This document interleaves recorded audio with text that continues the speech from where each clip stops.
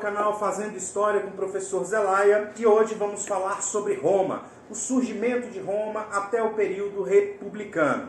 Mas antes da gente continuar, gostaria de pedir para vocês se inscreverem no canal, amassarem esse like aí, compartilhar o vídeo com seus colegas para que a gente possa continuar fazendo esse trabalho aqui. Tenho certeza que está ajudando muita gente. Bom, mas sem mais enrola, vamos falar sobre Roma. O surgimento de Roma está cercado aí de mistérios e lendas, ao longo da história. A mais conhecida dessas lendas narra a trajetória dos gêmeos Rômulo e Remo. Segundo a lenda, esses gêmeos seriam filhos de uma princesa de uma cidade conhecida na Península Itálica como Alba Longa, com o deus Marte. E a partir do momento que essa notícia se espalhou na cidade de Alba Longa, no qual o rei, que era o pai de Réia Silva, espalhou para a cidade inteira que a filha estava grávida de um deus e que os seus netos seriam os próximos reis e que levariam a cidade de Alba Longa ao mais extenso domínio já conhecido. Isso gerou muita curiosidade e também provocou vários movimentos contrários a que esses irmãos aí chegassem ao trono. Um dos movimentos contrários foi do próprio irmão do rei, que, dando um golpe de estado, conseguiu destronar o rei e obrigou Réia Silva, que era a mãe das crianças, a jogar as crianças no rio Tibre. E assim foi feito. Mas, como esses gêmeos aí eram filhos de Deus, obviamente que não ia ser um rio que ia matá-los, Eles ficaram ali boiando nesse rio por alguns dias, até que eles foram parar em uma margem no meio da floresta e foram encontrados por uma loba, que amamentou esses irmãos até que dois pastores ali, um casal de pastores, os encontrasse e levasse para casa e criasse ali como filho. Com o passar do tempo, eles ficaram sabendo de quem eles eram filho, souberam da sua história, como diz a lenda, e quando eles se tornaram adultos, os gêmeos resolveram voltar para Alba Longa e se vingar do tio. Então, chegando lá, eles mataram o tio, destruíram a cidade de Alba Longa e fundaram uma nova cidade chamada justamente Roma. E aí, na disputa para decidir quem seria o primeiro rei de Roma, o irmão Rômulo acabou matando lá o Remo e se tornou assim o primeiro rei de Roma.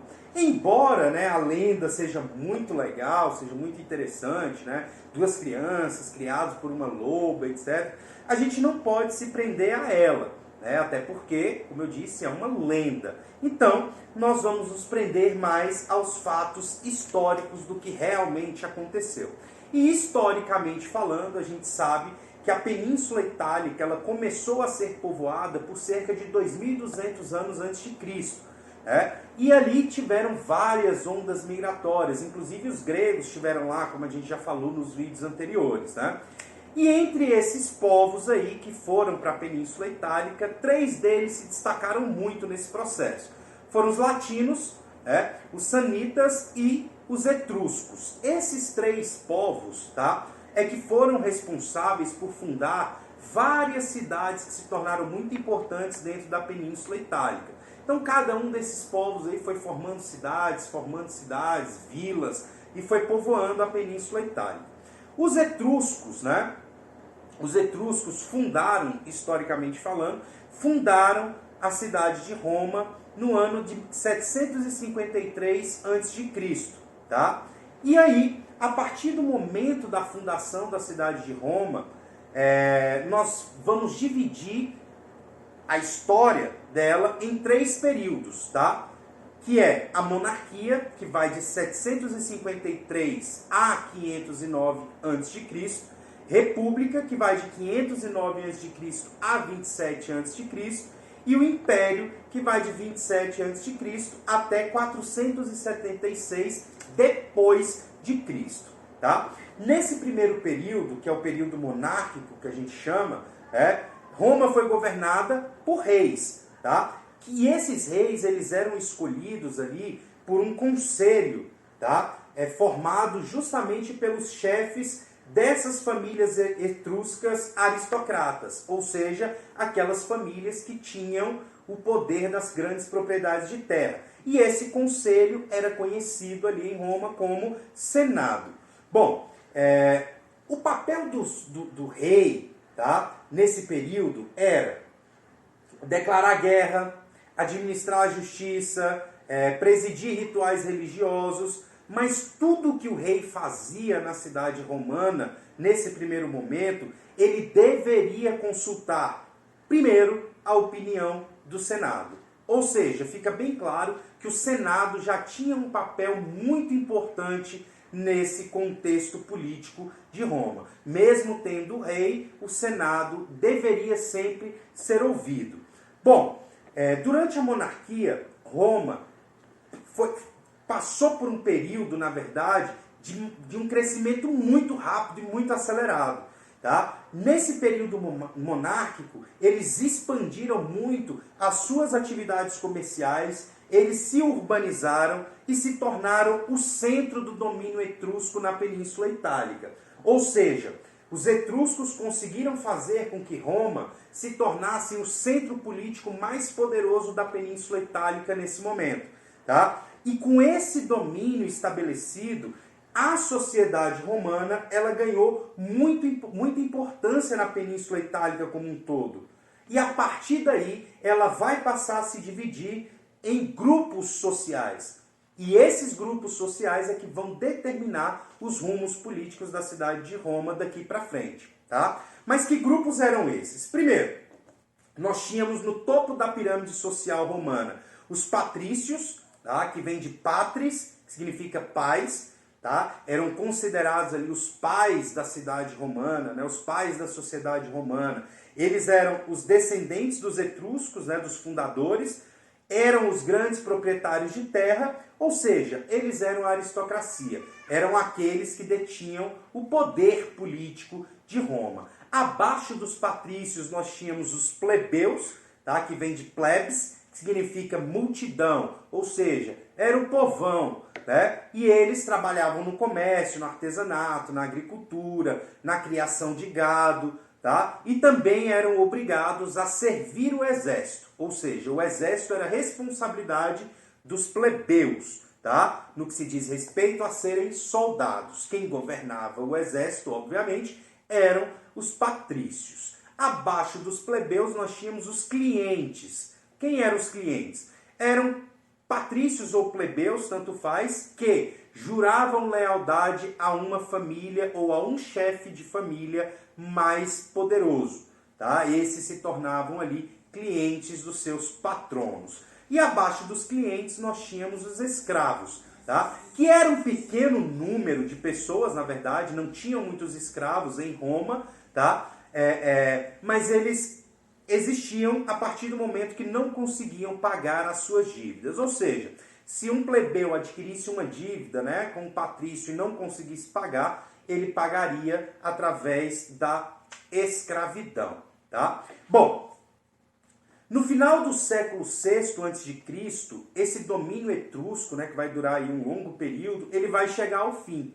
E com o fim desse domínio etrusco, vem também o fim da monarquia, tá? Que vai cair, né? A monarquia vai ruir ali no ano 509, na verdade, antes de Cristo, tá? E a partir desse momento, né, o Senado, tá, é que vai se erguer como a maior instituição política, tá, nesse período, e o governo de Roma vai passar a ser uma res pública, ou seja, uma coisa pública. Mas vale salientar que o público nesse período não era o povão, tá? O público era os cidadãos. E quem era considerado cidadão nesse período em Roma eram somente os patrícios, tá? Então, Roma passaria a ser governada pelos patrícios através do Senado, tá? E aí, nesse período republicano, os antigos reis, né, foram substituídos por 2 cônsules, tá? Ou seja, a gente tinha o Senado que governaria a cidade de Roma, mas esse Senado tinha lá 2 figuras que eram mais importantes. E essas figuras eram esses 2 cônsules, tá? Que eram também escolhidos pelo Senado e auxiliados por 2 órgãos muito importantes. Primeiro, as assembleias e segundo, os magistrados. Tá? Agora, quem eram as assembleias? Essas assembleias eram grupos, né, de pessoas que eram divididos. Primeiro, por cúrias. O que era a assembleia por cúrias? Eram as pessoas que eram divididas a partir do local de residência. Tá? Por que o local de residência era tão importante? Porque os patrícios tinham o seu local próprio de moradia. Tá? Então, essa assembleia da cúria que era determinada pelo local de residência, obviamente era para favorecer os patrícios. Tá? Depois nós tínhamos a assembleia por centúrias, que é a divisão do povo de acordo com a quantidade de riqueza que ele tem e também com a sua posição no exército. Tá? Então, a partir daí, essa assembleia era criada, desenvolvida e funcionava. E tinha também a assembleia da plebe, que era formada somente por plebeus. Essa, obviamente, não tinha direito a voto, não tinha direito político, não tinha absolutamente nada. Ela simplesmente existia para que os plebeus, né, se conformassem em discutir politicamente os rumos de Roma, apenas. Tá? E os magistrados, que eram pessoas, né, eleitas também pelo Senado, escolhidas pelo Senado, para ocupar cargos específicos durante um ano. Tá? E dentre esses cargos nós tínhamos os pretores, que eram os magistrados responsáveis pelos julgamentos, pela justiça, o edis, que era o cidadão responsável ali por cuidar dos serviços públicos, né? Iluminação, pavimentação, obras, construções, isso aí. Os questores, né? Que eram os responsáveis ali pelo tesouro público, pela cobrança de impostos, né? Pela arrecadação de impostos, tudo isso. E tínhamos também os censores, que eram aqueles responsáveis por fazer a contagem da população. Era ele que tinha que saber se tinha muito plebeu, quantos patrícios tinham, quantos clientes, quantos escravos, para saber se a arrecadação de imposto estava correta. Tá? Bom, fica muito claro, né, que nesse processo, nessa organização republicana, a plebe, tá, assim como era na monarquia, não tinha nenhum papel relevante. Tá? Eles não tinham nenhuma função importante dentro da República Romana. Tá? Além disso, tá, existia um outro problema relacionado com a plebe, que era o seguinte: eles eram frequentemente convocados para a guerra, para servir o exército, mas eles não recebiam para isso.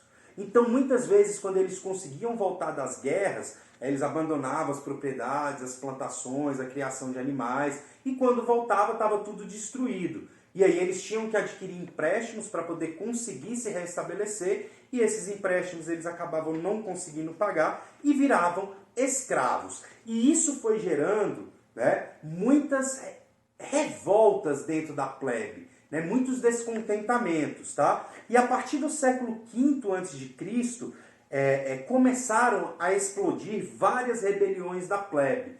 Muitas rebeliões começaram a acontecer e isso vai resultar, num primeiro momento, na conquista de pequenos direitos políticos dos plebeus, né? Na verdade, mais direitos assim, quase que irrelevantes, tá? Mas, afinal de contas, eram direitos políticos conquistados, como, por exemplo, a Lei das 12 Tábuas, né? Que tensionava colocar ali todos iguais perante a lei, mas praticamente nenhuma alteração relevante foi feita em relação aos plebeus. Porém, apesar da Lei das 12 Tábuas, apesar de algumas conquistas políticas, essas rebeliões plebeias não pararam. Muito pelo contrário, essas tensões foram ficando cada vez mais graves e foram piorando com o passar do tempo, como a gente vai ver nos nossos próximos vídeos. Beleza? A gente fica por aqui, pessoal. Tenham um bom dia, uma boa tarde, boa noite. A gente se vê na próxima. Tchau, tchau!